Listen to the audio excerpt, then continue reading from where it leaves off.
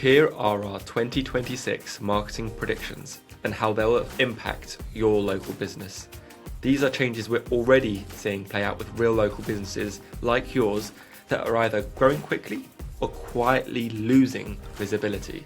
These shifts will no longer be optional to understand. They will be directly determining which local businesses get inquiries consistently and which ones slowly disappear without knowing why. In this episode, we are sharing our 2026 predictions and, more importantly, explaining how each one impacts your local business on the ground. Welcome back to the Marketing Podcast for Local Businesses, the show that gives you practical, proven marketing advice to help you grow your business right here in the UK. My name's Adam, founder of www.websitedesigners.london. We've helped businesses generate tens of millions online through smarter design and marketing. And my name's Josh. I'm the founder of ImproveMySearchRanking.com, a specialist SEO agency based in South London. We've worked with more than 400 businesses, helping them generate over £200 million in sales. So, our 2026 predictions. First one is AI becomes the first place customers ask questions. AI tools will be the first place many customers go when they need to find a local service, whether that's a plumber, a solicitor, a dentist, or a builder. This, in my opinion, is not just going to be on ChatGPT. This is Google AI mode, Perplexity, all these other types of AIs. And another sub-prediction is that Google Gemini will be more used than ChatGPT in 2026. Oh, in 2026? Yes, yeah. You reckon? I think it is already, actually. I think Gemini is more used more widely than ChatGPT. It depends how you classify Gemini being used, because is Gemini built into Google AI overviews? Okay. And every time you do a Google search now, well, not every time, but a lot of the times, there's a button that says Ask AI mode. Yeah. And it's there. Yeah. So the AI mode is, I'd say, something equivalent to ChatGPT. Yeah. But ChatGPT is also, they recently had this red alert, or I can't remember the right phrasing, but it was, code red. That's what it was called, code red, where they kind of realised that the likes of Google were catching up with what they were offering as a service. So they've really ramped it up. They've now kind of increased the speed of their image generation,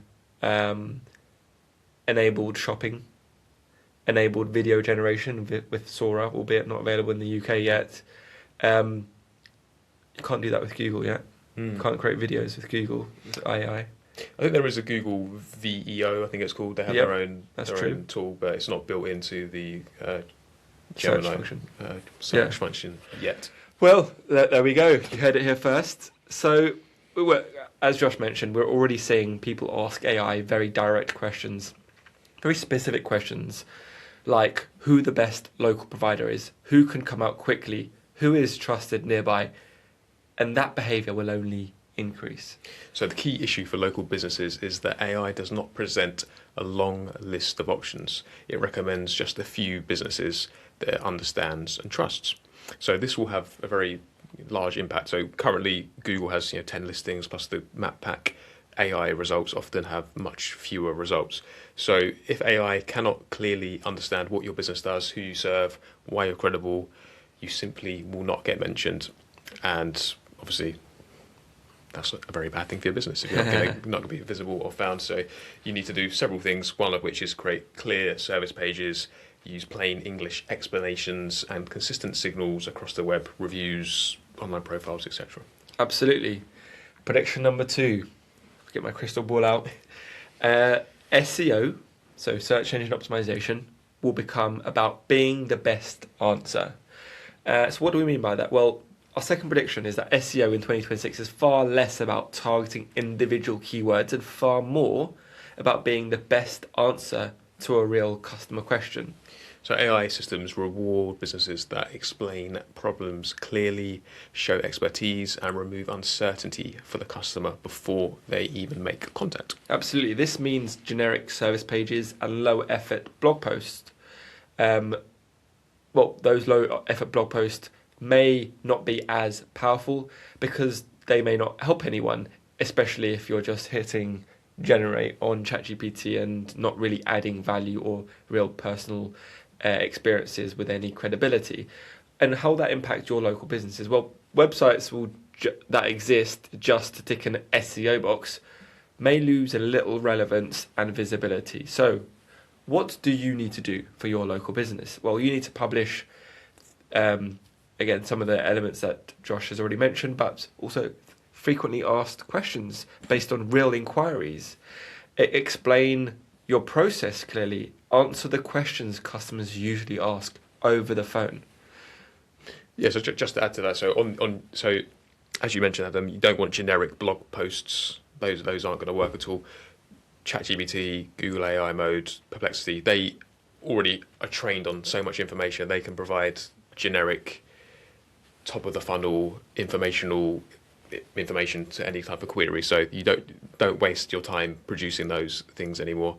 On your service pages, as Adam just said, adding those FAQ sections would really important. So when you have a service page on your website, so for example, if you're a carpet cleaner and you're targeting the keyword carpet cleaning in Manchester, you want to have on that page an FAQ section somewhere there where you're answering all the most frequently asked questions.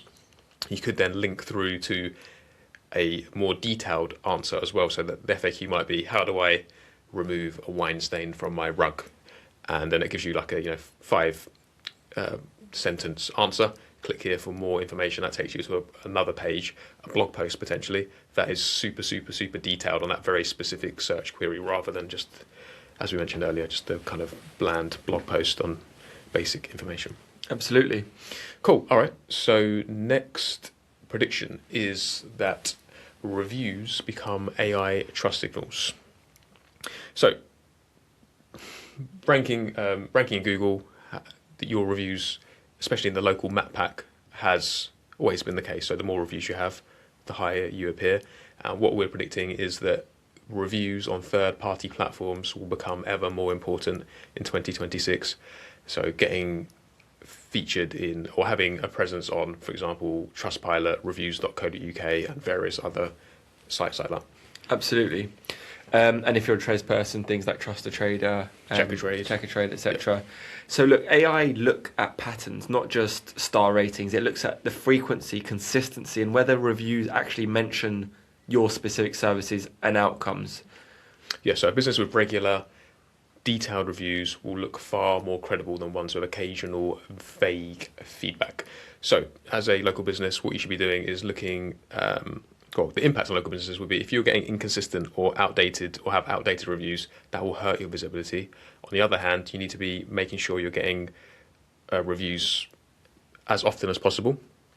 You need to have a simple, repeatable process and system to ensure you can collect reviews on a consistent basis. And I would, as a quick tip, potentially offer some form of incentive to your staff to say, whoever gets the most reviews, you win a voucher for £100 for M&S or whatever it may be. I'll try to incentivize your staff to get more reviews. Google's guidelines, and I'm not sure on ChatGPT's guidelines here, is they say you're not allowed to incentivize customers, but who would know if you're going to do that as well? So you could give a discount. Banned on Google. Yeah. You could give a £10 discount for anybody who gives you a review, but that's against the guidelines. Instead, ask your team and incentivize your team to get more reviews. Great. Prediction number 4 for 2026.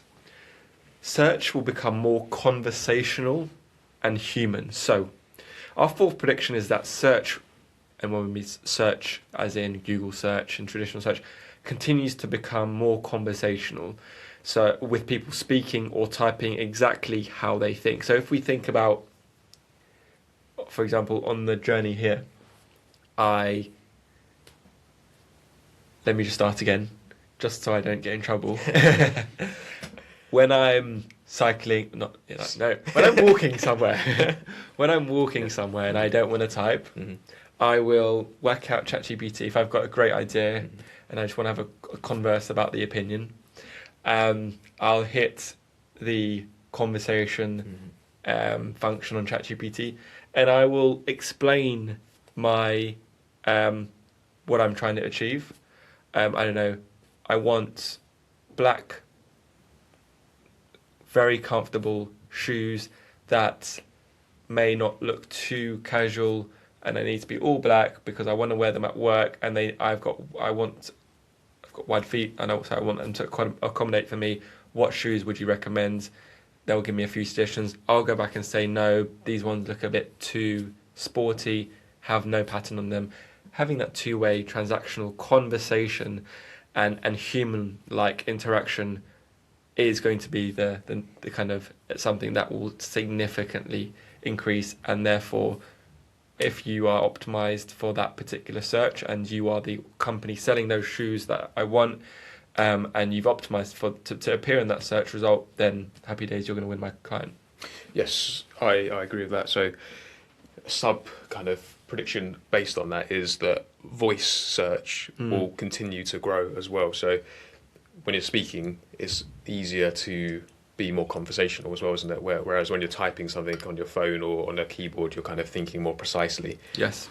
Whereas if you're speaking to Gemini or ChatGPT, you're just speaking as you would do to a friend, and therefore there's going to be a lot more search queries that are conversational this year. So instead of short keyword phrases, searches that sound like full questions and specific situations, they will become more prevalent this year.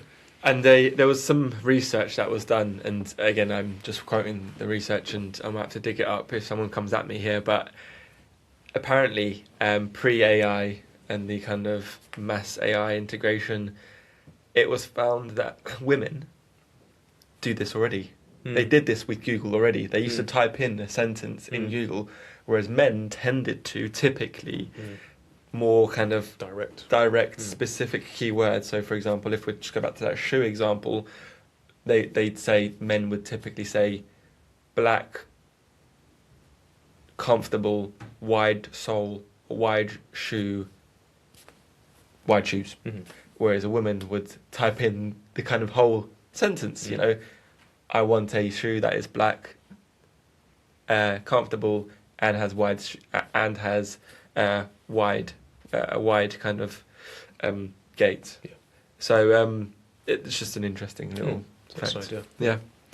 Look, local businesses that write like humans and communicate clearly will most certainly outperform those using a robotic or overly clever marketing language.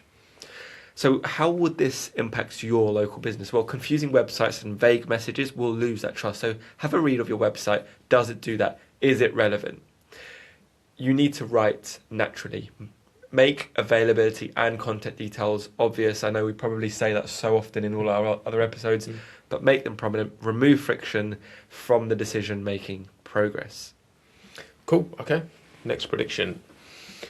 Automation creates real competitive advantages.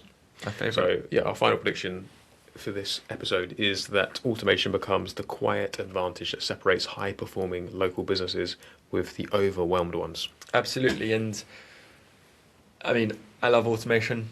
I love using AI to streamline processes. By 2026, I reckon customers will increase their expectations on how quick they would want a response from the company. So they'd expect fast replies, they'd expect an easy booking process, smooth and prompt follow-ups, even from small local companies. Yeah, speed to lead is a term. The faster you can return to any inquiries, the more likely you are to convert those into customers. So using AI is going to help you do that. Businesses that rely entirely on manual admin will struggle to keep up. So if you're a local business, what kind of impact could this have on your business? So if you're having slow responses and missing follow-ups, of course, this is going to cost you revenue. So instead, you need to think about how can you automate and use AI to help with your processes. So how can it be used to help with bookings, with inquiry responses, review requests, and other business operations? Absolutely. Let's finish off with our big warning for local businesses in 2026. AI is not replacing local businesses, but it is replacing the ones that cannot easily be found or be trusted. So the biggest risk in 2026 is not change itself, but ignoring changes that are already happening. Absolutely. So here is our 2026 checklist for your local business.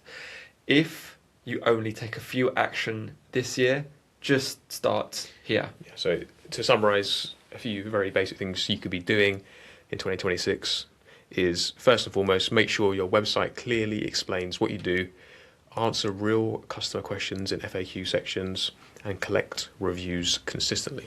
Make sure you are visible to AI systems, not just traditional search engines.